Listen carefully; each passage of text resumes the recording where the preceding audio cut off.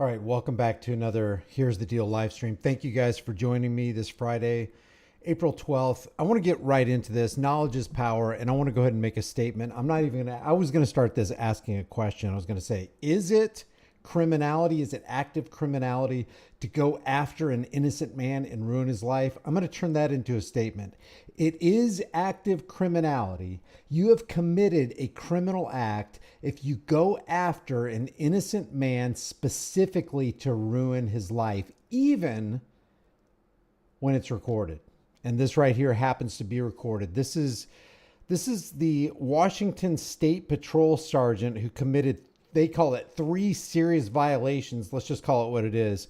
He committed a criminal act, 3 criminal acts against this guy, trying to railroad him, trying to ruin this trucker's life and livelihood. And they're going to get away with it and have gotten away with it. Nobody went to jail. Nobody paid a fine. Nobody went to court. Says when he issued a citation against an innocent truck driver following an incident in 2022, a year-long internal investigation has found. Let me go ahead and I'm going to go ahead and play this from the beginning. I'm going to make some comments along the way. Let me know if you guys can hear me and see me okay. I don't know if the stream is the stream going okay? In 2020. Let me know if you guys can hear me. If you can, give me a 5x5. We're going to go ahead and go over this. We're going to go over some more stuff too. I want to kind of go through it with a little bit faster pace because I know people don't have a lot of time. There's 4 things I want to go over though in this video. Here's the first one. A veteran State Patrol sergeant has turned in his gun and badge after he was disciplined for citing a truck driver in a crash that was actually caused by a rookie trooper. The King 5 investigators exposed this case a year ago, and tonight, Chris Ingalls has the results from the State Patrol's own internal investigation. I would have to say I've got probably about 1 million miles driving on I-5. Trips down Interstate 5 are not the same for Sean Fouch, a longtime trucker. He now gets anxious when he sees the State Patrol. I'm a lot more cautious now than I was before. More nervous about if they're after me. His fear is not unfounded. At State Patrol headquarters, a year-long internal investigation determined a State Patrol sergeant pinned this crash You okay, buddy? Yeah. that injured a rookie trooper on an innocent driver, Fouch. Is it fair to say the sergeant framed that truck driver? I think the phrase framed is a pretty weighted phrase, and so I'm going to stay away from that. I will say that the sergeant pushed a false narrative. But he is the attorney for WSP, for the Washington State Patrol. Framed is the exact word you should use. It is an accurate word. He can call it a weighted word if he wants to, but it's an accurate word because the Washington State Patrol got together and colluded against and conspired against this truck driver in the face of video evidence. And if there wasn't video evidence, they would have gotten completely away with it. They got away with it a little bit. There were some reprimands. One guy, you'll find out, one of the top-notch guys, he quit the job with full pension and benefits. Nobody went to jail. If you and I did this to somebody, and we constantly say this, if we did to somebody what these state troopers tried to do this trucker, we would definitely be behind bars. At the very least, we would have paid a heavy-duty fine. Did set the trucker up for a negligent driving citation. I absolutely agree. Fouch drove his big rig on northbound. I'm going to play that over. He did set the trucker up for a negligent driving citation. I absolutely agree. He set him up. He set him up or he framed him. These are synonymous terms. You got set up. You got framed. They tried to frame you in this particular role where you are the guilty party. You're the one who caused the accident. You should lose your truck driving license and therefore your livelihood, which affects this guy's family and himself. Fouch drove his big rig on northbound I-5 in August of 2022. Suddenly, a State Patrol cruiser veered from the road shoulder over several lanes and into Fouch's path. Look at that. Look at that. Even with telltale evidence from dash cameras, Sergeant T.J. Johnson pushed prosecutors to pursue a negligent driving violation, a charge that threatened Fouch's commercial driver's license. I mean, it's one thing to cover for your fellow Thin Blue Line gang member, but it's a completely different thing doing that while you're trying to ruin this guy's life when you have video camera evidence. I'm telling you, I think cops want you to believe them more than they want you to believe what actually happened on camera. No, the camera's lying. My sergeant, my lieutenant, my trooper is telling the truth. They knew they were in the wrong, and they were just trying to cover themselves. Fouch's defense lawyer found even more evidence of a cover-up. Just for the record, this is kind of unusual, but I'm definitely on your client's side for this case. You see that? Look at this. Just for the record, this is kind of unusual, but I'm definitely on your client's side for this case. I'm on your client's side for this case, and nobody would be saying that if there wasn't camera evidence, which leads me to ask the next logical question. How often does this happen when it's not being recorded? Or they did record it, but they shelved that recording, or they mysteriously lost all that data? Or they just don't comply with FOIA requests for 2, 3, 4, 5 years after that deputy or that sergeant or that lieutenant or that trooper committed the infraction, and he's already gone from the department. I don't think an infraction should have been written. That's the State Patrol's own crash expert who blamed the young trooper for the wreck. The sergeant went ahead, though, and proceeded with the infraction. That was a false allegation. What it appears to me is that It was a false allegation. The lawyers for WSP, Washington State Patrol, are saying that's a false allegation. That's the same guy who said, well, I don't know, frame is kind of a weighted word. I wouldn't use that word. But yeah, he did set him up.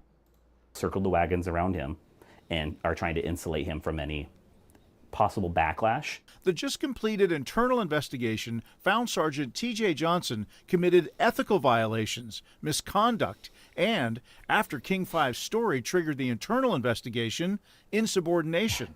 The sergeant was saying things about his command staff and the command of the Washington State Patrol and acting in a way that was not following the authority that he sworn to. One thing we learned is that King 5 was dead on with their reporting a year ago. Everything you reported was accurate. Yeah, and so this guy, because King 5, this news station, actually did true journalism and investigative reporting and found out, oh yeah, there is a cover up here. Oh yeah, this entire department, from the lowers to the highers, are trying to frame this guy and ruin this guy's life. If it wasn't for their investigation, this lawyer for the WSP wouldn't even be sitting across the table from this guy, because they would have just shoved this thing into the abyss of nothingness.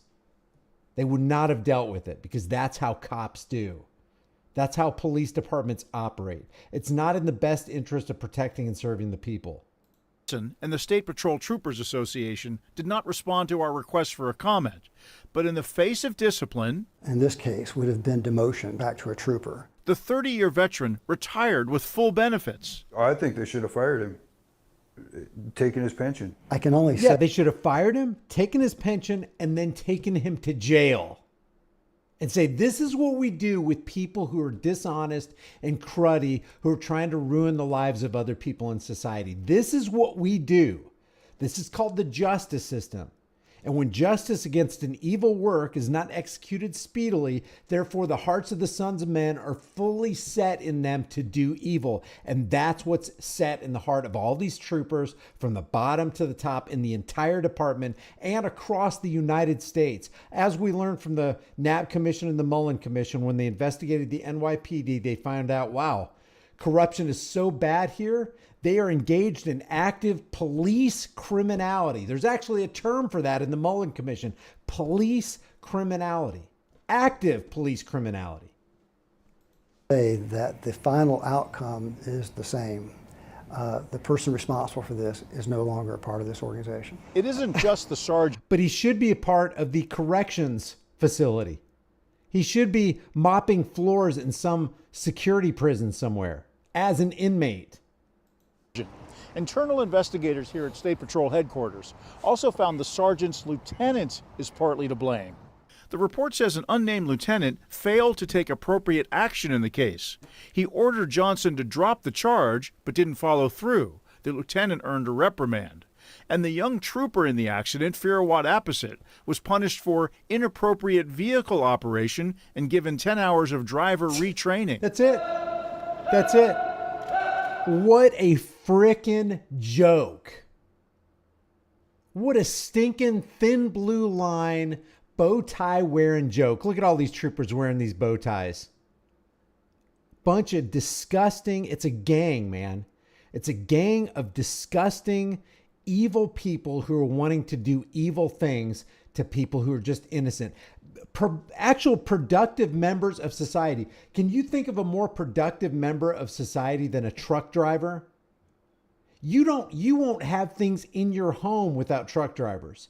I wouldn't have this. I wouldn't have this coffee mug right here. I wouldn't have this keyboard right here. I wouldn't be in a house right now if it wasn't for truck drivers. So there are people out there actually producing things that benefit society. And then the people who are leeching off of society in parasitic fashion, these bow tie wearing troopers, they're going to reach out their hand to ruin a productive member of society's life. For what? It's for nothing. Just to do it, just because we got the power to do it. Oh, we got the thin blue line. We've got qualified immunity. We've got Terry v. Ohio. We've got officer safety trumps everything and anything in the universe. It's so infuriating, guys. And I hate to be, Brian's bitching again. Man, this has to be exposed incessantly. We can't give up exposing this. This is how evil these people are. This is actually what they are. We're not talking about onesies and twosies in a department. We're talking about everybody in the entire department covering up for a guy who committed 3 crimes on camera, tried to get away with it, and tried to ruin a guy's life, and nobody saw any jail time. And yet we have innocent people sitting in jail right now because they, got too close to a cop while they were recording. Land of the free. What a joke. Perhaps most important, the patrol says it's using this case to remind troopers new and old. We were wrong and we're sorry. That their oath to serve. No. A kid getting a book report, some facts in a book report wrong is, oh, you got that wrong. You got that wrong. Oh, you didn't do that mathematical equation right. You got that wrong. You committed a crime. You committed a crime and you got away with it and you're not sorry. The only reason you're saying you're sorry is because you got caught, because somebody did the investigation that you should have done. You got caught and now you're saying you're sorry because you've got negative public repercussions. Your PR manager, your public relations manager said, this ain't a good look. You better go ahead and apologize and better tell that other guy over there he needs to retire with full benefits, or they're going to ask him to quit. It's like, well, you can't fire me. I'm retiring. Give me my benefits. Now he gets to leech off of the system for the rest of his natural life. He's a criminal. Man, I don't care. I don't know what community he lives in, but this guy should be shamed from the time the sun goes up until the time the sun goes down. Is more than just words. In Olympia, Chris Ingalls. Wait, what's more than just words? I missed that. Training. It's using this case to remind troopers new and old. We were wrong and we're sorry. That their oath to serve is more than just words. Their oath and their words are absolutely meaningless. When they say they're going to do something good, expect them to do the exact opposite, because that's what their actions, their past and their present actions are showing us. Unfreaking believable. Somebody emailed me this video right here. This is former cop slams the state of today's police. I have not watched this, so I'm watching this afresh with you.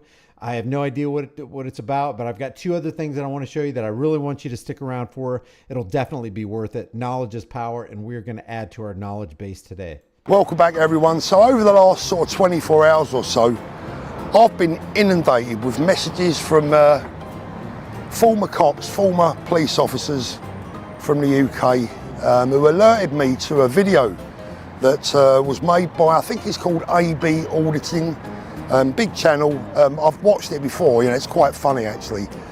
I've got to be honest with you right from the start, these auditors, I don't always necessarily agree with what they do. Look, yes, I get their point about free speech and the right to film, and nobody gets that more than me because I want to have freedom to film as well. But I think in all honesty, a lot of the time they are wasting police time. But it is funny at the same time to see how the police still haven't cottoned on as to what. I guess it depends on what you're talking about, wasting police time. What exactly are you talking about? Like if you're stopping to film at a traffic stop, you're actually doing America or Britain or wherever you are. You're doing that person and all the people a great service by interrupting road piracy. So it depends on what he's talking about here. What's going on? I mean, they're a bit thick, right? I mean, it don't take the brightest button in the box to realise when you're being wound up and trolled. But still, after years of people auditing police stations, they just don't get it. Don't say a lot for their intelligence, does it? But anyway, that's another story. The general message was just have a look at the state of the police officers in the UK today, or some of them at least. I need to be careful what I say. I'll pop some of the pictures up of these police officers. The first one, if you watch him in the video, it's suggested by AB that he looks like a steroid taker, and I would have to agree, especially with the rage that he seemed to have and the look in his eye. This looks like a man potentially that could be a steroid taker. Now, if I was in charge of that particular police service, I'd want him drug tested and a bit lively because he seemed uber aggressive and up for a row. The second one. Can you imagine if police departments all across the nation just did a random pop drug test for steroids and drugs? Pharmaceutical drugs, recreational drugs, steroids, and see how many people would fail that? Say, okay, guys, if you fail this test, you lose your jobs and you'll lose your pensions and everything that would have went with your job. And you can no longer be a police officer anymore. What percentage of the American police do you think would fail that randomized test? Seemed like a nice lad, actually. Seemed like a nice sort of personality and that. No problem with his approach as a police officer. But just have a look at the state of the geezer. He looks like a hillbilly.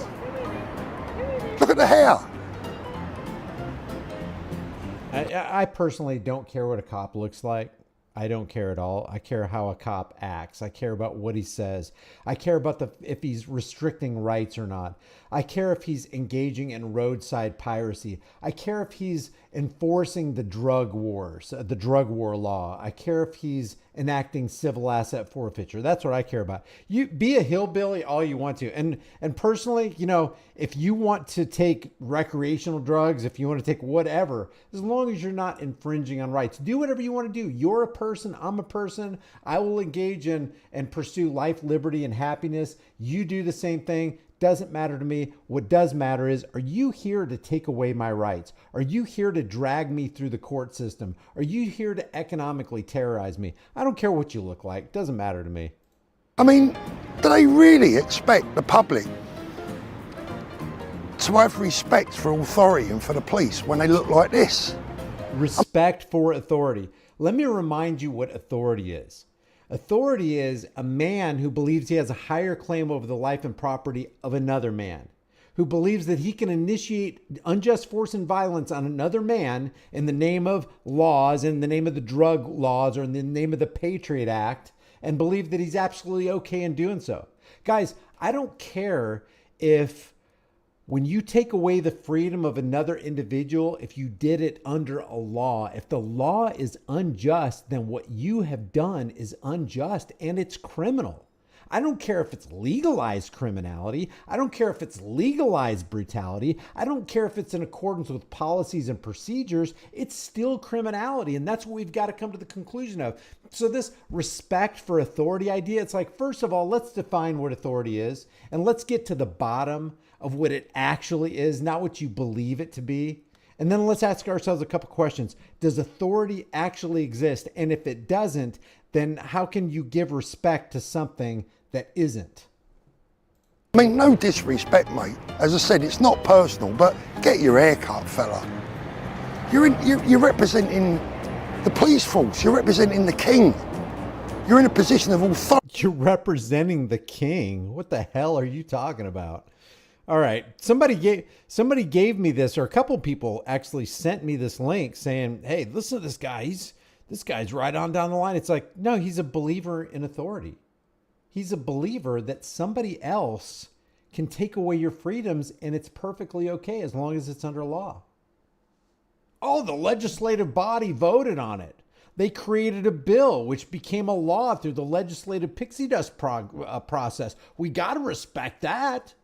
I don't because it doesn't exist, and it ruins lives, and it diminishes rights, and it steals wealth, and it transfers wealth. You look like some far left wacky school teacher. Oh God, this guy's playing that instead of a police officer. Straight away. You know, I've got to be honest with you, mate. You look like a victim. That's the problem. So these bad guys out there that disrespect the law, and thankfully I'm not one of them. Disrespect the law. You out there disrespecting the opinions of politicians backed by the threat of force? Are you disrespecting the long arm of the law? Who says, like Barney Fife and Andy Griffith, you can't operate that vegetable stand outside of the Mayberry city limits. We're shutting you down. Wait a second. We have something to sell. Other people have something to buy. Nobody's forcing anybody to do anything, and you're telling me to move on, and you're basically threatening me with the implied threat of state force if we don't leave? Who do you think you are? That's what authority does. Authority makes people believe things that are ridiculous. If you can make somebody believe absurdities, you can make them commit atrocities. And that's what's wrong with the Thin Blue Line gang. They are believing absurdities. They are believing that they have this thing called power, energia. They have this power over other people that nobody else has. They have this authority. They have this approval from the higher up human beings on this planet to squish the lower rung human beings on the planet. The problem with this world is that we are dealing with the cultic nature of government. It is a cult. Government is a death cult, and everybody who joins the death cult agrees to follow the orders in the death cult, which means they carry out the orders and the edicts and the commands and the laws of the death cult. So, man, I mean, until we break that psychological barrier, until we break that cement of cognitive dissonance that stays in we know it's wrong. We know authority and we know government is wrong. We know politicians are evil and they can do nothing but lie. We know law enforcement is wrong. Even when they do right things, sometimes they're still doing the wrong thing because they're part of an organization that seeks to do two things. Because that's what laws do. Laws do two things. They take away rights and they diminish and transfer wealth. That's what laws do. Those are the two main functions of laws. And that keeps all the peasants in line. And how do you further keep the peasants in line? You have the law enforcement class doing the bidding of the political class. That's what authority is. Are you really believing that? Do you really believe that there's somebody on this planet who has a weightier word and stronger opinions and should be obeyed above all other human beings? Do you really believe that? The only time that somebody can be over you in your life is if you have destroyed somebody else's life. Then society can rightly move in because that's what justice is. If I destroy somebody's life, if I plot against somebody, if I conspire against somebody, if I deprive somebody of their rights under color of anything, including laws, I deserve to be punished by society. Not because society is somehow better than me, but because I've given up the rights that I should be able to retain. In other words, I don't have if I am messing with and harming people in society, I don't have a right to be free. I don't have a right to just do whatever I want to do. I don't have a right to steal your stuff. I don't have the right to damage your property. I don't have the right to harm you. I don't have the right to make you insecure in your person's houses, papers, and effects. And neither do they. But they do it under traffic law. They do it under the NDAA. They do it under the Patriot Act. They do it under the drug law. And they create all these laws, and all these laws are designed to take away your rights and to separate classes, the peasant class, the have-nots, and the law enforcement and political classes, the haves. They have qualified immunity. They are protected from any and all liability, and you are not. That's the problem with authority. That's the evil, that's the nonsense, and that's the fiction of authority. The state is that great fiction by which everyone seeks to live at the expense of everyone else. That's the state. You just look like a victim waiting to happen, I'm afraid. Forget your warrant card, that's going to mean jack shit on a dark Friday night down that alley when you got a few thugs around you. Try and look the part, get a uniform that fits you, get your hair cut. And then I've not seen this video, and I did not realize it would be so freaking shallow, man. The last one, again, a former cop slams the state of today's police. I haven't heard this guy say one substantial thing yet. Put some pictures up. Now, this is the one where I've got to be really careful. You can see why. In fact, I think I'll leave it at that. And you can make your own minds up. But I go back to what I said before. Is that sort of look and that sort of situation gonna gain people's respect and understanding and belief that you're of sane mind and capable of making sensible, average, everyday decisions? I'm not saying there's not a place for police officers like that in certain areas, in certain instances. But frontline police, you know, yeah, the background music says it all.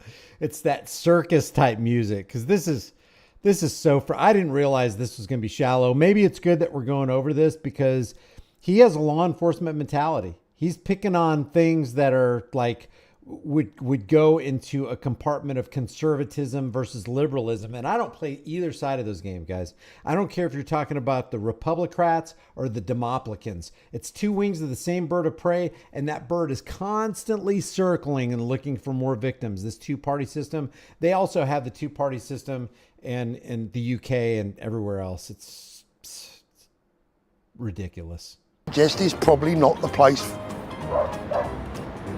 for them to be. Just my opinion, right? For their own safety. And, you know, ponytail cops are, I think, personally, a bigger danger than male cops because they are more apt to be scared. You know, regular police officers, even big, burly, steroid-taking police officers are constantly fearing for their safety. How much more a frail member of the opposite sex? I mean, and when they get scared, they got a gun. And they are more likely to use that gun against you. You definitely don't want to tick off a power-tripping female authoritarian because she will use that gun on you probably faster than a burly male who thinks he can take you with his hands. She won't even attempt to try to grapple with even the weakest-looking man. She will probably lose. They're always, forever calling for backup for nonsense things. I don't know why they put them on the force. I really don't. And from the public's perspective. And I must have had probably 20 or more messages and emails from former police officers saying to me, Paul, please highlight what's going on here. Look at the state in general. Please, Paul, highlight what's going on here as we wreck people through roadside piracy, as we take away more money from, you know, the single mothers who are just trying to make ends meet, working 2 or 3 jobs, trying to provide for her kids. But we're going to go ahead and write her that $250 citation because she was parked in the wrong spot. Please, Paul, tell people that the state of policing is horrible today. He hasn't even mentioned anything that's truly horrible. He's mentioned a hick, he's mentioned a steroid taker, and he's mentioned a female cop. That's it. All very surface things. The least of our problems. Of the current police services up and down the country who stopped employing former members of our armed forces a long time ago because they're just not suitable anymore. They haven't got a degree. they're not left wing enough. They're too patriotic to be a police officer. Not the right sort of attitude or temperament. I mean, who wants a guy standing next to you who's prepared to get stuck in a fight on a Saturday night? Oh my God, this guy's totally appealing to the left versus right paradigm lie. I think the police services up and down the country have become an absolute joke, an absolute laughing stock, quite honestly. And is it any wonder when we see this, sorry I keep bringing it up, but we see this far left two-tier policing when you're employing people straight out of university where they've had their brains well and truly washed, cleaned and sorted out by the Blue Rinse Brigade that run the unis. Is it any wonder where we are at? Man, this guy is so shallow. I can't even stand listening to him anymore. I don't know who sent me this and thought it was good. I also had some people sending me the videos of this cop that I highlighted the other day. What was his name? Barker. This guy right here. This guy is just like any other cop. He says he's going to follow the laws, all laws. And he even tries to make a comparison between traffic law, which you should obey. Hey, you want us to rescue you during a domestic violence dispute. I couldn't even get that words out. You want us to rescue you when you're in trouble, but you don't want us to give you a ticket during a traffic citation, during a traffic stop? This guy does not get it because he's immersed in the cult. Sure, he's a part of the cult. He's cemented. I mean, like, it is heavily cured in his cognitive dissonance. He is appealing to the thin blue line masses who are going to just applaud him. And what I like about this is when here, let me see if I can go to his, yeah, here we go. Let me see if I can go to his channel or this actual video. What I like is the fact that he is getting heavily ratioed. Look at this, 831 downvotes to 1.1 thousand likes. So he's got like less than 55% like ratio, which he has a huge dislike ratio. This person says, you're one of the good ones. I'm a 25-year vet and believe you should teach good policing. You should teach good roadside tyranny. I hope to run into you someday. Don't lose faith. Not understanding that nearly every single sheriff, probably every single sheriff in the land, signed on to knock down a bill that would extremely hamper civil asset forfeiture right here in the United States. And he is a deputy in one of those departments that signed on to Sheriff Jim Skinner's letter to Dan Crenshaw to strike down HR 1525, which would actually diminish a lot of the power of civil asset forfeiture. And Jim Skinner's like, no, we need the $14 billion a year that we steal from the American tax cattle under the guise of going after the Mexican drug cartels. You want to go after the Mexican drug cartels, don't you? They give you this false choice. Well, if you want us to go after the Mexican drug cartels, then you have to give us civil asset forfeiture. When was the last time you saw civil asset forfeiture negatively affect anybody in the Mexican drug cartels? Now, when was the last time you saw civil asset forfeiture dramatically negatively affect the average American who just wants to be left alone and committed no crime? This is no charge, no trial, no due process of law. We're just going to take your money from you. Oh, and we're going to take your property. We're going to take your house because we believe that it was involved in some kind of illicit drug trafficking. Don't have to prove it. Don't even have to charge you with it. We're just going to take your property.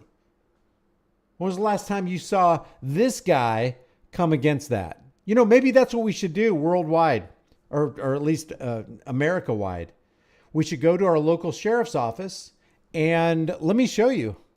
Did I put that? Oh, I didn't put the link there. I think I can find it real quick. Let me just show you Jim Skinner crying about cutting off his funding to hamper the Mexican drug cartel. Got to take care of the Mexican drug cartels. I did this video a little while back while we were traveling. Let's see if I can find it. Is this it? Nope. We will find it. And we will bring it to you. And we will do it live. We'll do it live. Here it is. It needs to stay with. This is that letter from Sheriff Jim Skinner. Let me just get my red pen out. And let me thicken that right there. To the Honorable Dan Crenshaw in the U.S. House of Representatives. Let me scoot this over right here. You know what? We'll just make it a little bit bigger too. Let's get rid of that. Yeah, look at this. Please preserve a critical tool to fight the drug cartels and vote against H.R. 1525. If you look up H.R. 1525, which I did leave in one of the videos, it's not here, but I did read. Oh yeah, here it is. Here's the video. Here, I'm going to put this. It's only got 65,000 views. This should have 6.5 million views. Let me give you the actual here.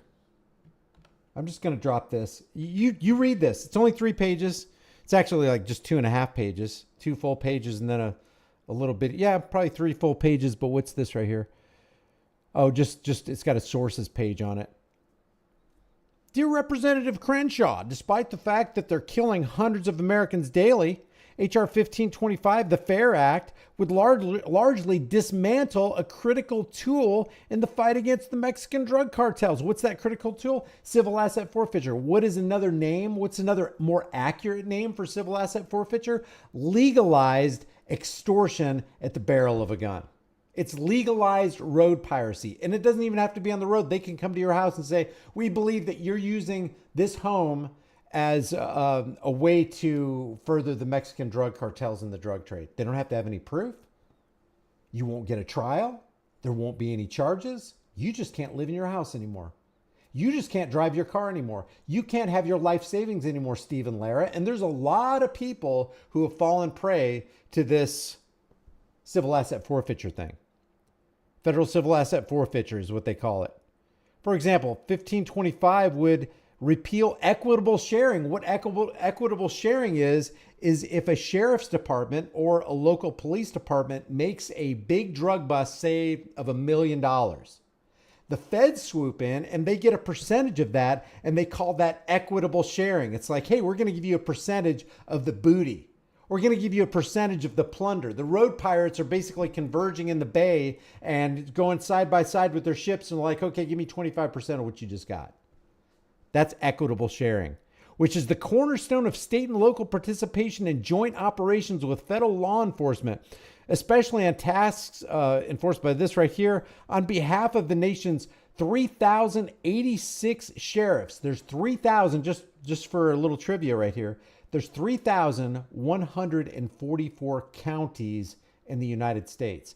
He's representing 3,086, which is nearly all of the sheriff's departments, which represents all of the deputies, and they want civil asset forfeiture. They want legalized criminality against the American people. They want it's legalized armed robbery at the hands of people who say they're there to protect and serve.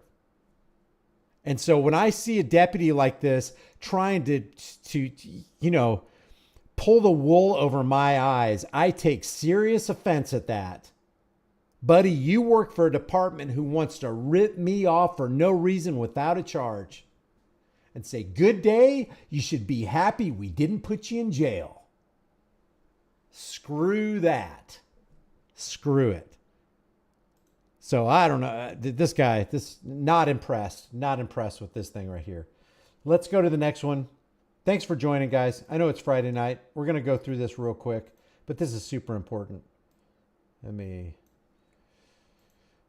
This guy's name is, the name of this video, or name of this channel is Red Pill Rider. I'm going to drop the link in the chat room. Please go to Red Pill Rider on this video right here and give him a like, because I want to learn from people like this, okay?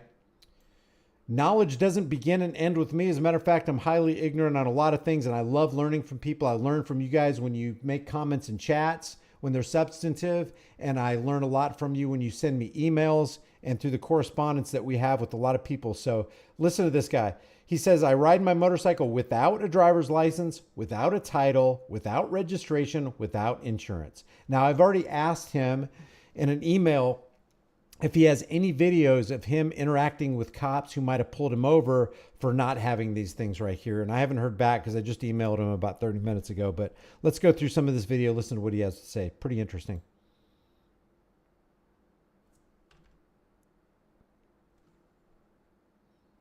Nothing I'm doing is illegal. If you want to contact me, my phone number is I'm going to use at the this end of the video to demonstrate the real reason for this channel. It is not just a motorcycle channel and me screwing around with motorcycles. It is this. No license plate.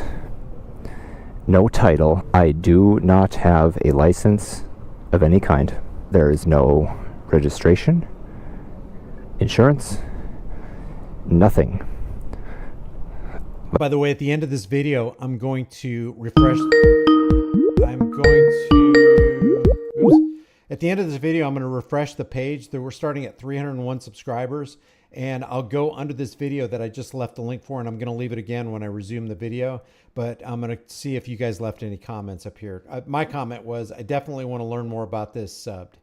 Let me show you something here. I'll show you what I carry with me under my rapid bike. I carry with me proof of absolute ownership. So I went and paid cash for this motorcycle, and I told them, you know, I'm not doing business with the DMV. Instead, I'm just gonna take, well, this is a copy, you know, but I told them I'm just gonna take the certificate of origin, and they just signed it over to me on the back. Yeah, I don't know. Now, it's called a MCO, a Manufacturer's Certificate of Origin. At least I know that much. But if you operate in this manner, if you own your vehicle and you have the manufacturer's certificate of ownership and you did not get your vehicle registered, and you will not, and you don't have plates, you don't have tags, you don't have registration or forced insurances, put a 1 in the room. If I showed it. Because you know what I want to do? I want to do a complete show dedicated to just that. Okay, have you ever had any interactions with the police? Do you drive your vehicle without, you know, I know it's not supposed to, it's like motor vehicle. I don't know the terminology, okay? Seems like there's people go back and forth on that.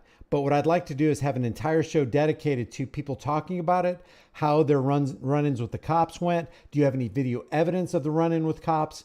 Did you end up getting cited? Was your car impounded? Did you go to jail? Because, you know, people don't like it when you detach from the system. They want you to be under their thumb and under their rule. That's why people are constantly criticizing so-called sovereign citizens, which is a really ridiculous term that they use, but they're doing it as a term of derision so that they can laugh at them. You thought you could get out of the corrupt system. They don't call it corrupt, but they laugh at you because you don't want to be a part of this rule, this organized crime ring. But on the back, it's just signed over to me. So, again, no license. Why? Because I do not qualify. I cannot get one because this is my motorcycle. When you see a license plate, that is state property. You may be called the owner, but you are only called the owner. Owner. Oh shoot! I gotta put the. I'm gonna put the strap on my helmet. Gives me another second to talk anyway. But owner is a defined word within the state statutes definitions section, and owner does not mean the one with the exclusive right to use. No, owner, according to the state, actually means only title holder. So what is a title? Title is proof of entitlement.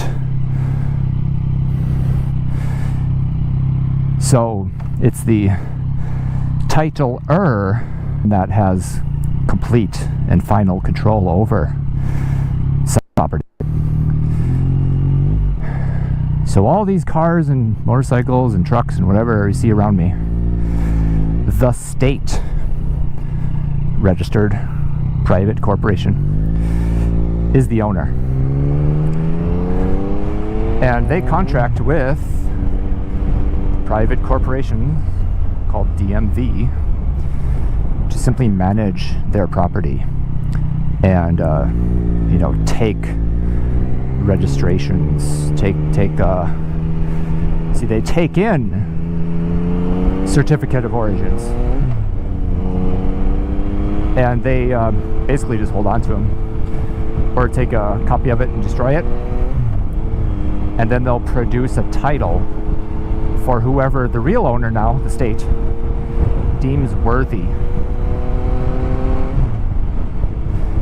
So if you are not holding the manufacturer's certificate of origin, you're just borrowing the car, motorcycle, whatever has been registered. So that's the real purpose of this channel. So my question is, if you've already registered, he says call him or text him for more information. So my question is, if you have already registered your vehicle with the state, the DMV or whatever it is that it's called in your area, can you unregister it and reclaim your manufacturer's certificate of ownership? That's my question. Does anybody know the answer to that question? No, there's no such thing as censor tube. There's no such thing as sovereign citizen. They're mutually exclusive and diametrically opposed. Now I have not watched this either. I wanted to watch this with you guys so you guys can get a first blush reaction from me. But this right here says U.S. Marine confronts bad judges, judicial misconduct. And this was uploaded March 28th, just a couple days ago, about 2 weeks ago. And it says the quest for justice. In the quest for justice, every individual deserves a fair and impartial hearing guided by the unassailable principles of law and justice.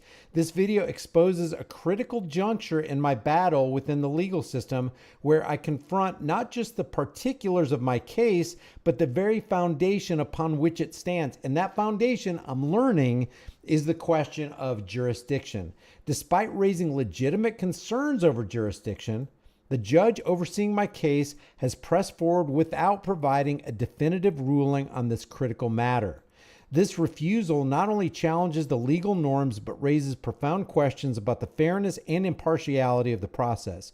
During a recent hearing, I took the opportunity to voice these concerns directly, highlighting the judge's decision to deny my motion for disqualification as another step away from the legal safeguards designed to ensure justice and fairness. This moment captured in the video is more than a personal plea. It's a spotlight on the unsettling reality of a system acting under color of law. And we see that time and time again.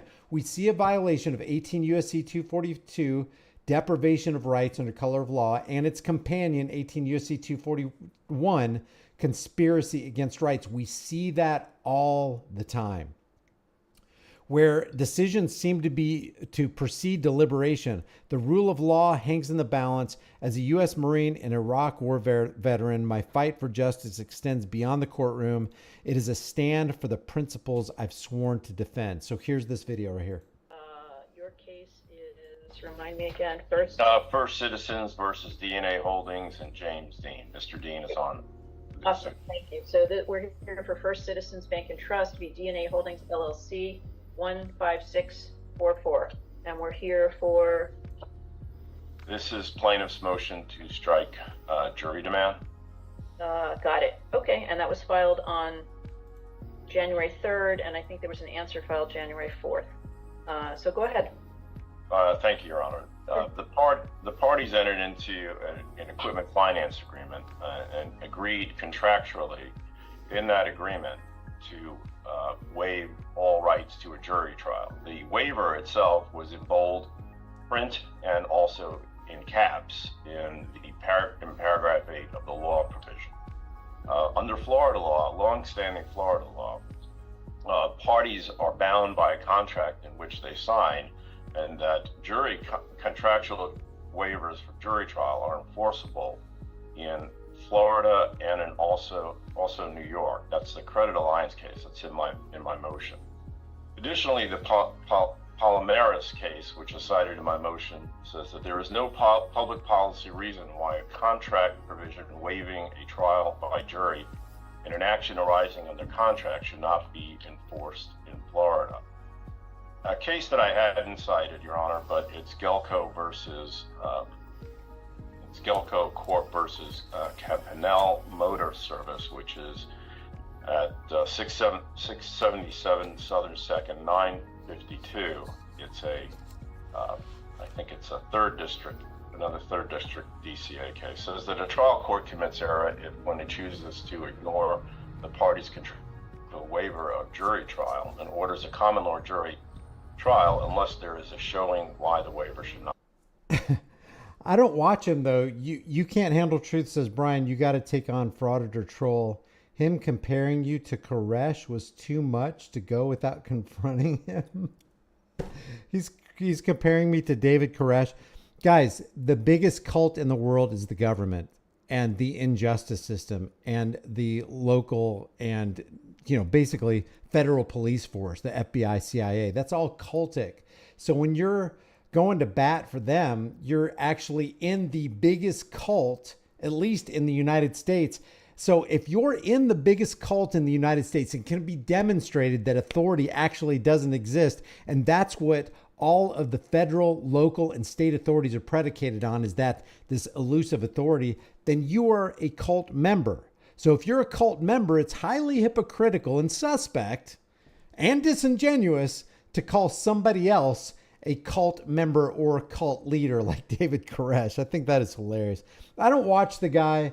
People send me videos and they're like, dude, just look at minute 248 to 732. And then sometimes I'll watch it. Sometimes I don't watch that guy. And I don't care to debate him because it's like, I don't know what can be gained by that. He has no heart and thirst for truth. He wants to be in bondage and he wants to make fun of people who want to release themselves from that bondage. If I'd have seen this video beforehand, I would have cut out all this other stuff. This is kind of boring, kind of hard to follow, a lot of words. I like to keep things simple, but we'll go on with it. There's only 3 more minutes left out of it, 4 minutes. Not be enforced. Mr. Dean has filed a response. I don't believe his response has sets forth grounds to ignore the jury waiver in the contract that he signed, and therefore, Your Honor, we believe that the motion to strike jury waiver should be enforced and our motion granted. Okay, thank you. Mr. Dean, what's your position? We met last week in this court. Mr. Dean, if you want to turn on your microphone, please. There we go. My apologies. Last time we met, this court unilaterally scheduled a CMC and added this motion the day before the hearing, and then heard this motion and failed to perform any of the duties of the CMC, as if there was no CMC at all, and hastily ruled despite my objections to the lack of time to respond. You only notified me the day before the hearing. But still, nothing changed from last hearing, which is that this court may not hear this hearing until jurisdiction is gained, and I have to today still lack service. You can't have a lawsuit without process of service, and I've written a motion. That's interesting. This is interesting to me. For clarification, so this court will rule on that first. Because this court has not ruled on that, all you're hearing is one-sided story, which is also unfair to me. And that's part of the reason why I filed a motion to disqualify you last week, which you also did not rule on that, which you were supposed to rule on that before you scheduled this hearing, but instead you went ahead, forged ahead with this hearing, and then of course denied my motion to disqualify you because it would have been pretty silly to recuse yourself after you went through all that trouble of writing those orders. Still, the motion for clarification was the proper first step, and now, unfortunately, disqualification is the only thing that matters. And with a new judge, we'll get clarification. In addition, this court purposefully made misrepresentations at the hearing and in your orders after the hearing. That inequitable conduct is not a fair and impartial trial, which I am due by way of my constitutionally protected rights. And there's been several other due process violations I can name, but we don't have time for that. But in short, you are at this point acting under color of law and proceeding with these proceedings, and I will be bringing a federal claim, a federal action under 42 USC section 1983. The only thing prudent at this time is for you to go ahead and recuse yourself. And I want it to be clear on the record that I am a 100. I'll just let you know, judges absolutely do not like you talking like this. When you start challenging their supposed authority, they get really irate, and it's almost like you might as well just, after you say that, they might as well just stop up their ears. They're not listening to anything else you say.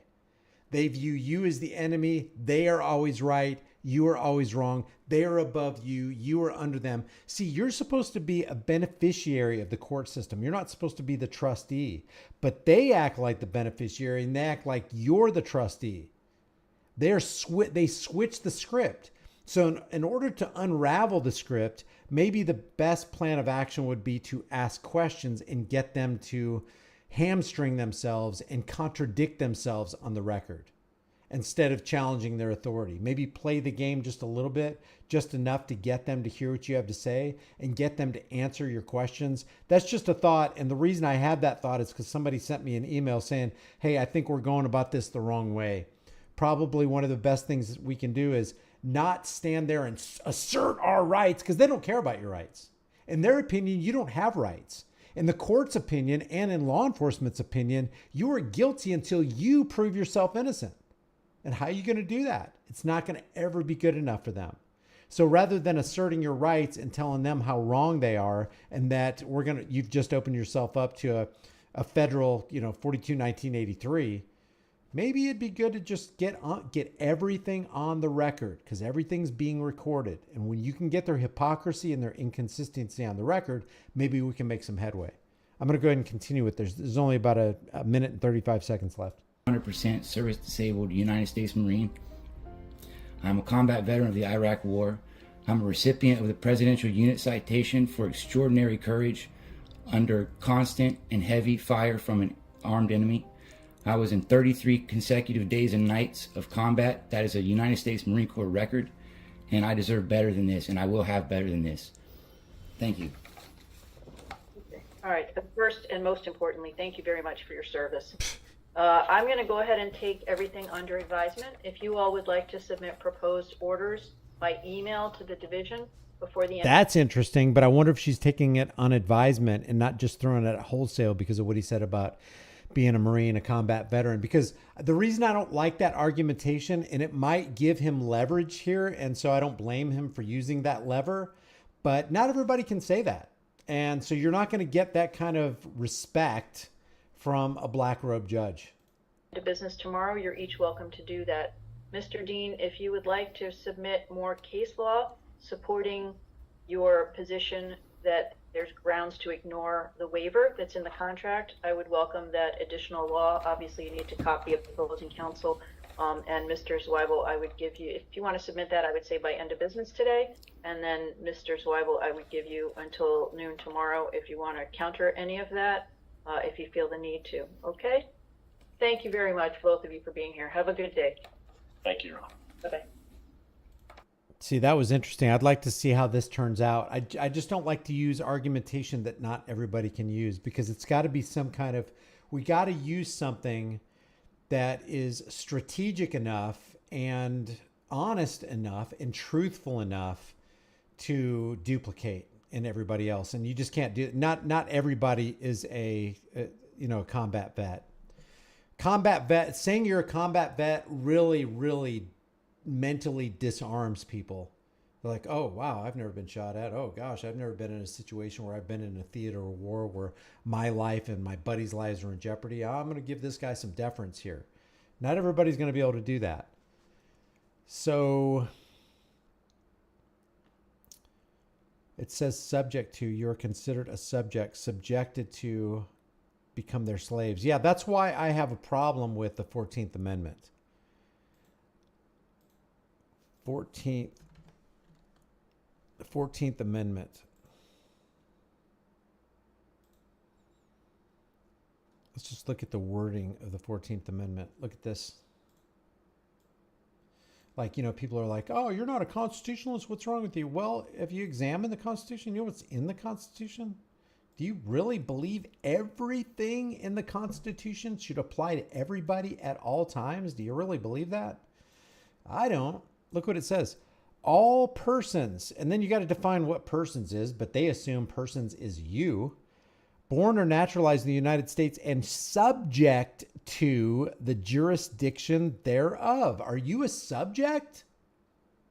If you want to be a subject, then go ahead and let the 14th Amendment apply to you. But if you don't want to be a subject, if you don't want to be under the thumb of somebody, then maybe you better rethink about taking a closer examination, a closer look at what the Constitution and the amendments actually say. Are citizens of the United States. Well, what is United States?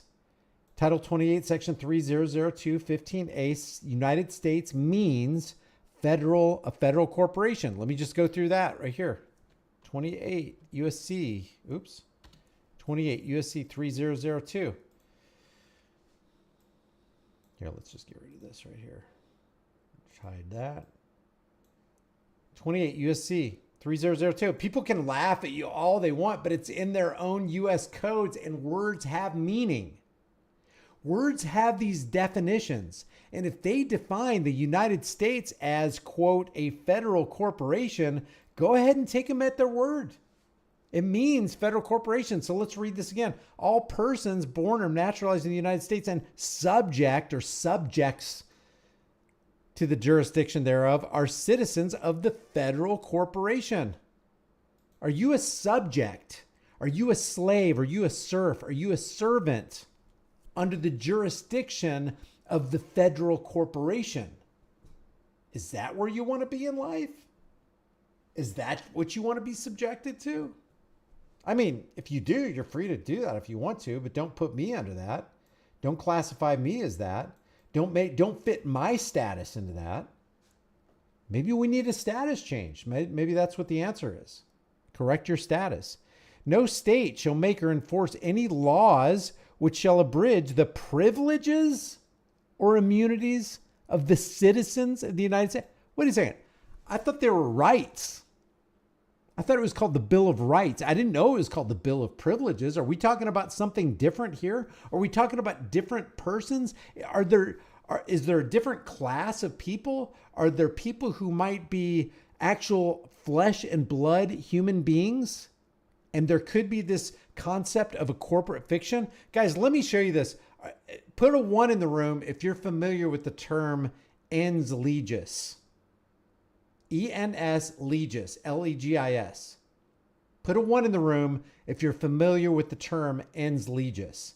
Because I'm about to show you something that will blow the minds of most Americans. And it's not just to blow the minds of Americans, but it's to wake Americans up.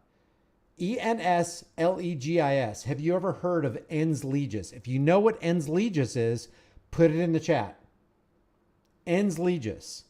Are you ens legis? Or are you a flesh and blood, real breathing, heart beating in your chest, blood coursing through your veins, man or woman of the land? What is ens legis? Check this out. Ens legis. I'm going to read it to you from the Oxford Reference Dictionary. Oh, is it not opening? Oh man, this is not complete. Wait, let me go back. We'll read this, and we'll read the extended version from the Black's Law Dictionary. I am going to expand this because this is going to blow your frickin'... I just learned this like a couple days, like a week ago, maybe a week and a half ago. Ens legis from the Oxford Reference Dictionary. A being of the law, an entity created and existing by operation of law with independent legal personality, such as a corporation. Now listen to this. Ens legis, definition from Black's Law Dictionary. And it doesn't matter what edition on Ens legis on this.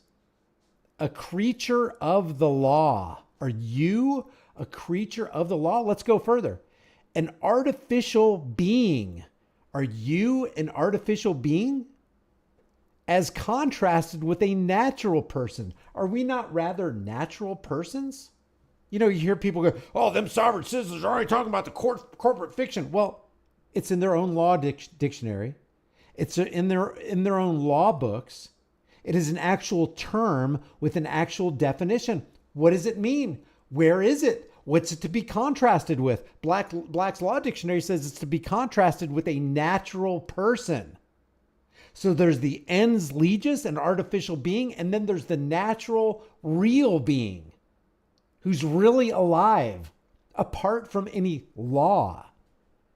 Applied to corporations considered as deriving their existence entirely from law. From whence do you derive your entire existence? Is it from the law? Is it because politicians said you exist? Or do you exist from something other than human origin? This stuff is so stinking incredibly interesting. What if everything we were taught in school about who we are and how long we should work and what our benefits are going to be, and that we should have a social security number and a birth certificate, and we got to sign all the tax forms and then be subject to all that for the rest of our lives? What are the certainties of life? The two certainties in life? It's supposed to be death and taxes. Death is a natural cycle of life. Taxes, not so much. Nor shall any state deprive any person of life, liberty, or property without due process of law, or deny to any person within its jurisdiction, within its control, the equal protections of the laws.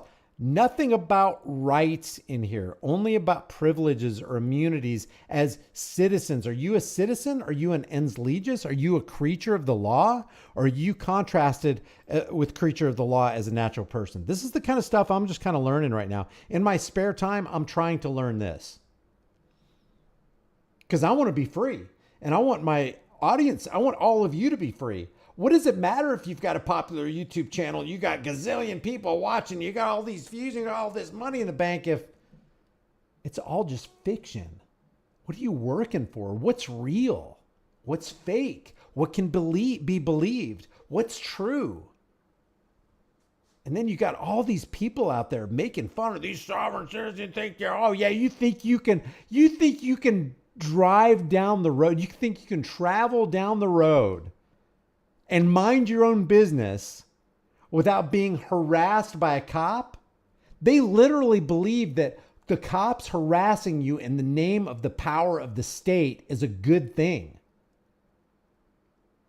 It's no measure of good mental health to be considered well adjusted to a profoundly sick society. And I don't know what's more profoundly sick than a guy thinking a psychopath has the right to harass you when you're doing absolutely nothing wrong. That is profoundly sick. So if you want to hear more about this as I learn it, I have a tentative schedule to interview Brandon Joe Williams. Sorry, Brandon. I'm going to interview Brandon Joe Williams. It's going to be on Tuesday, April 30th at 4 p.m. Central Standard Time, which is 2 p.m. Pacific. It's specifically 4 p.m. Central Standard Time and 2 p.m. Pacific Standard Time. That's Brandon Joe Williams. And his website is onestupidfuck.com. I'm not going to say that word. onestupidfuck.com. If you want to get up to speed with what I'm talking about. He gives everything. I mean, yeah, he's got a merch store, but all of his information that he has, he gives away for free because he wants people to be free.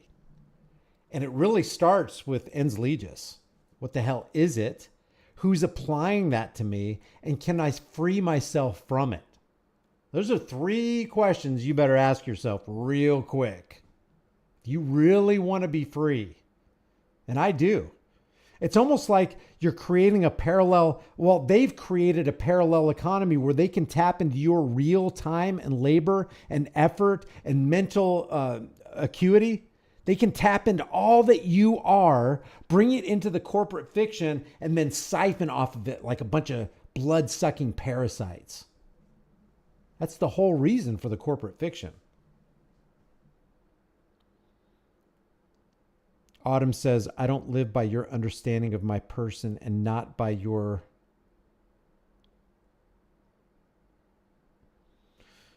Anyway, I didn't even look. Do you guys want to... Are you guys interested in that kind of live stream? Again, it's going to be April 30th. Does anybody know who Brandon Joe Williams is? Anybody ever heard of him?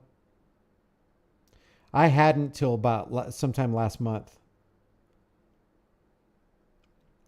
And to my shame, I've busied myself with other things and have kind of put this on the back burner when I actually shouldn't have.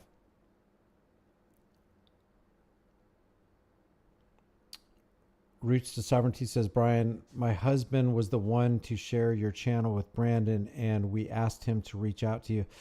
That may be too, but I had a lot of people reach out to me about him, and we've been kind of corresponding in about 5 or 6 emails back and forth over the course of the last week and a half, 2 weeks. But yeah, I appreciate it. Thank you.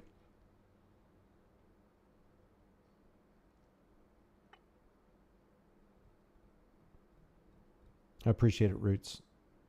Guys, thank you for joining. We are at 1 hour and 11 minutes. Holy cow. Okay, guys, thank you for being here.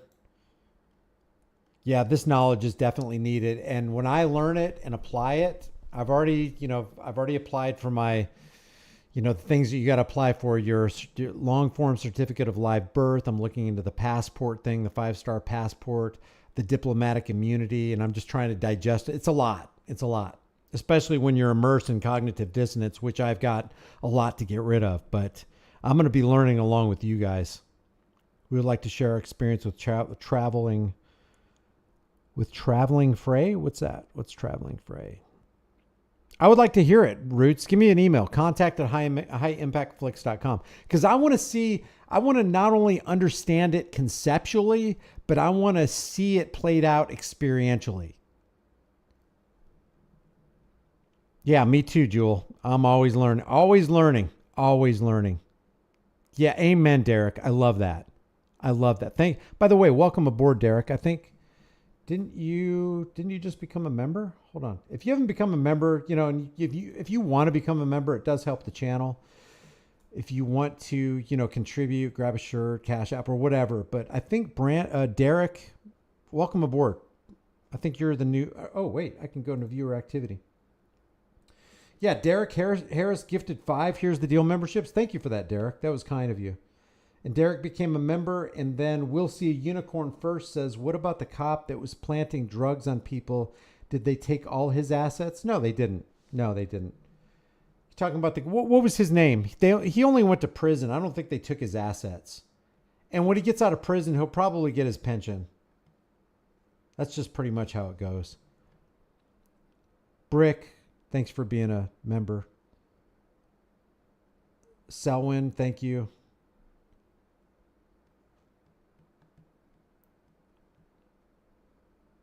Law of Nations says, oh, you know what? Oh, let me show you this. Before I go, let me show you this. You know what I think about the United Nations, but I want to show you something from the United Nations. Where is it? Oh my gosh, this will blow your mind. Oh, the simplicity of this. This is the Universal Declaration of Human Rights from the United Nations website. This is UN.org. This is the actual United Nations website. Check out Article 15. Look at this. Oh my gosh. Everyone has a right to a nationality. No one shall be arbitrarily deprived of his nationality, nor denied the right to change his nationality. It's in the UN Charter for Human Rights, the Declaration for Human Rights. I'm going to read that again. Everyone has the right to a nationality. No one shall be arbitrarily deprived of his nationality, nor denied the right to change his nationality. Did you know that you can change your nationality? And did you know that it's fairly simple to do? And when you change your nationality, you've actually changed your status? Did you know that? According to their own laws. So everything that you would do with regard to changing your nationality and changing your status is what they would call legal and lawful. You're not doing anything illegal. You're doing it legally and lawfully. That is frickin' amazing. So I'm going through Brandon Joe Williams' course right now. His course is absolutely free, but what you do is you sign up on his... Here, let me just give him a shout out. This is Brandon Joe Williams. This is his website, onestupidfuck.com. And if you want to read just a treasure trove of information that he has personally, spent the time and energy to compile and collate. For some people, he might be off-putting. Like if you're religious, you're probably not going to want him, like him cussing and everything. But, get over yourself on that. It's kind of a very funny website, but if you go to State National Theory and State National Resources, he gives all this stuff away for free. So go to his Contract Killer course and just sign up. It's free. And what he does is he sends you a video a day for, I can't remember if it's 28 or 32 days or something like that. But you go through the entire Contract Killer course because the main part about this thing is that you have to kill all the contracts that are attached to you under your ens legis, your corporate fiction, your creature. What's it called? The creature of the law, that artificial being that somebody has constructed so they can parasitically suck off of your real time and laboring energies. So you go to the State National Theory, and you got all this stuff with all the court cases to tell you exactly what's going on.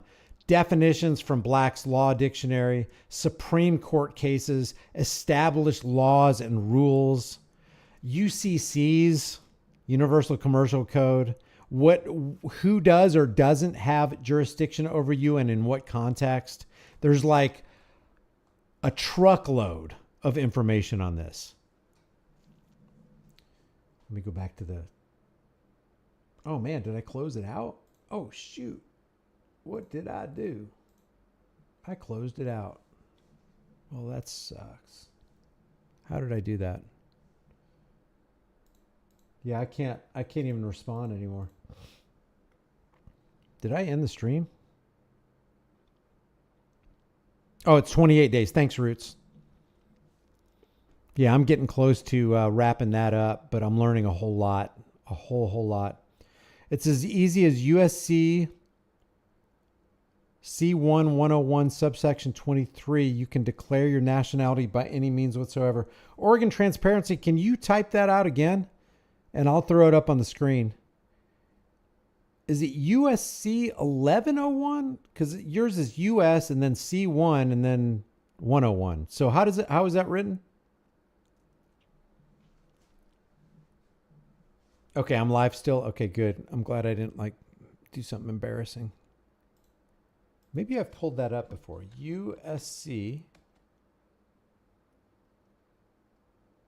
Is it 1101? 1101-23?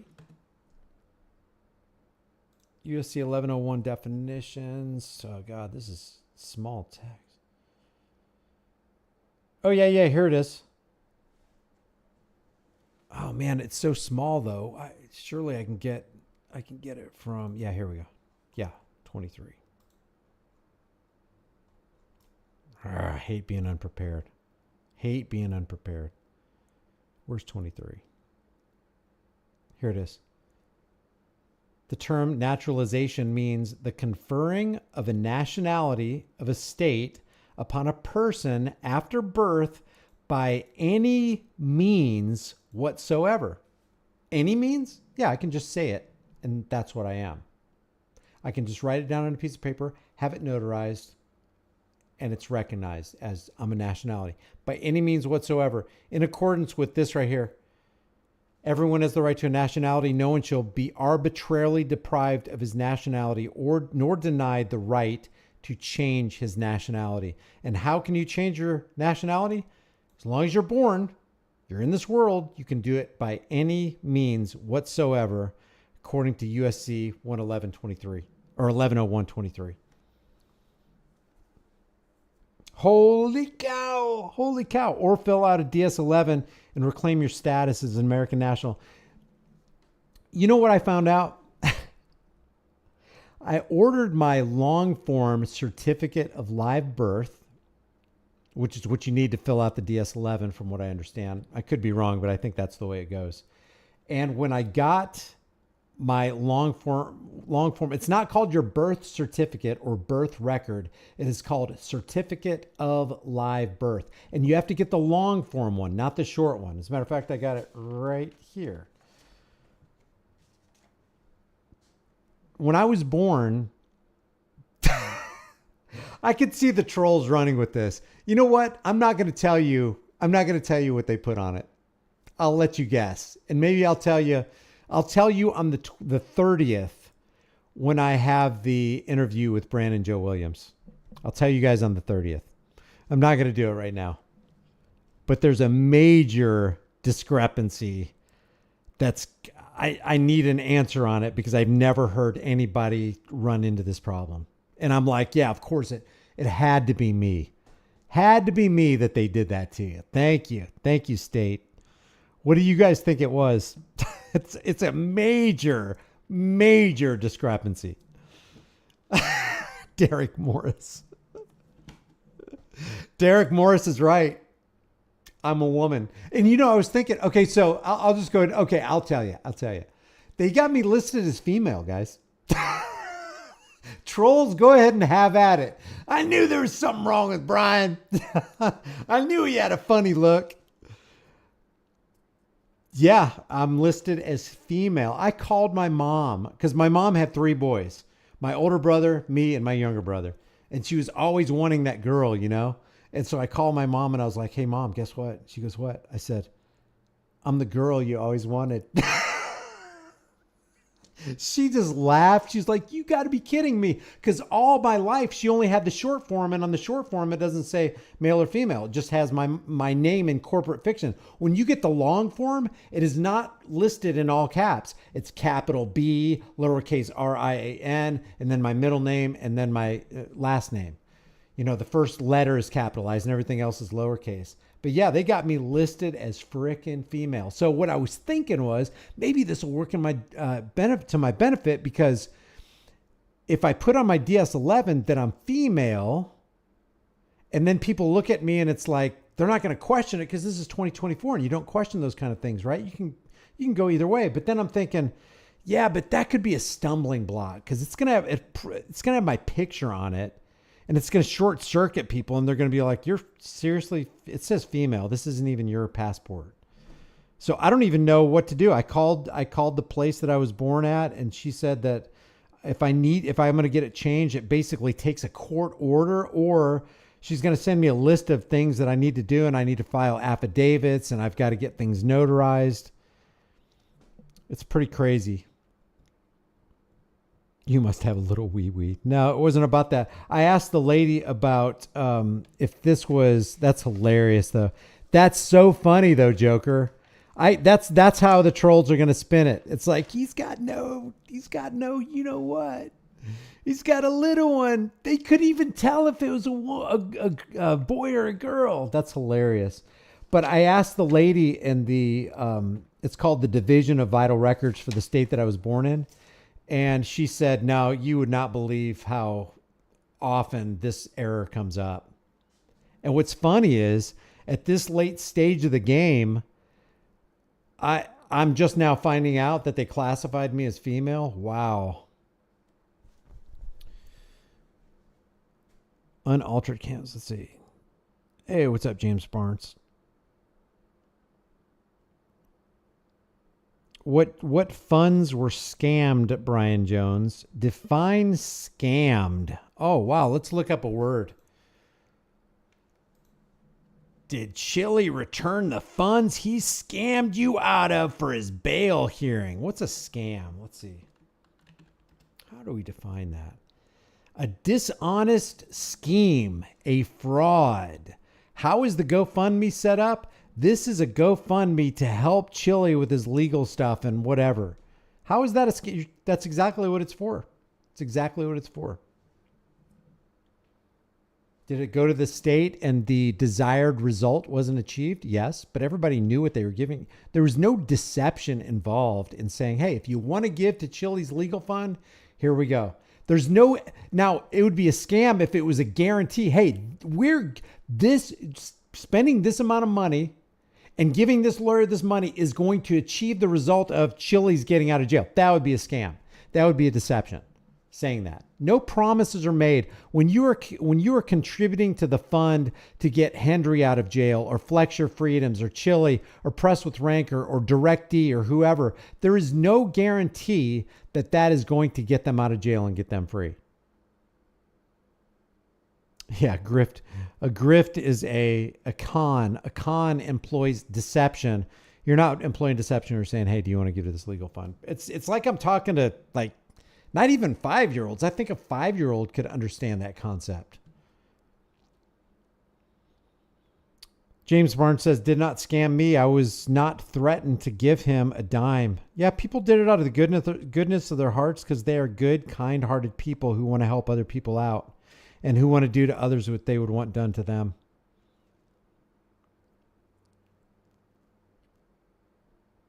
Yeah, it was raised for his bail, and then they denied bail. It was raised for his bail, and then they denied bail. Where's the scam? Where's the deception? Oh, I know he's not. I know for a fact this ain't going to happen. Nobody knew. Nobody knew. And people even gave more after that.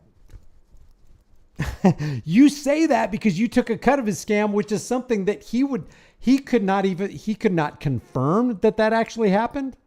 And he could not confirm. You don't know. Nobody in here knows if I took any money from Chili or not. Nobody knows. I could sit here and tell you I didn't, and I could be lying. I didn't, and you can believe me or not believe me. But to make, I love it when people do that. Let me read that again. Where is that? Oh man, I hope he doesn't erase it. Chili said, let's see. Okay, one more. You say that because you took a cut of his scam. I love it when people do that. You have literally taken off all your clothes and you've laid yourself bare before everybody. You just told the world. I mean, these stuff on the internet is forever. You just told the world the kind of person you are.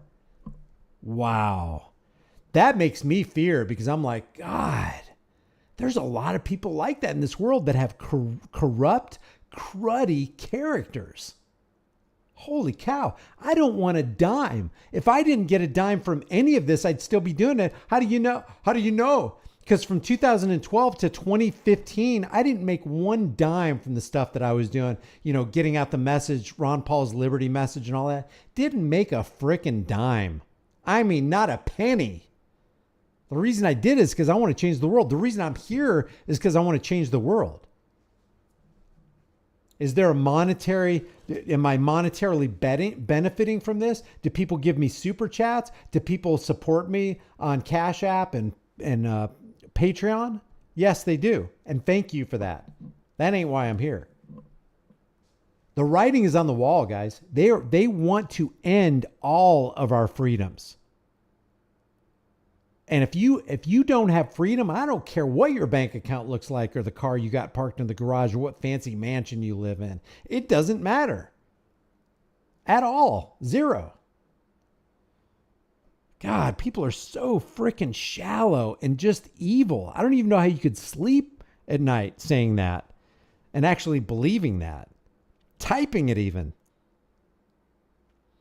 All right, man. Thank you very much. Thanks for being here, guys. Thanks for showing up on a Friday. I hope you guys have a good rest of your Friday. And I really, really hope that, you understand that freedom is dangerous. The only thing more dangerous is not having freedom. I'm going to spend the rest of my night with my beloved. I will see you guys in the next video. Don't forget to like this video, share this video, and maybe watch some more of my videos. Go over to Chili's channel, watch some of his videos. Let's keep his channel alive, and support your favorite First Amendment auditor. If you really feel like they have a good heart and they're doing good, then reward them. Give them $1 or $2 or $10 or whatever's in your heart.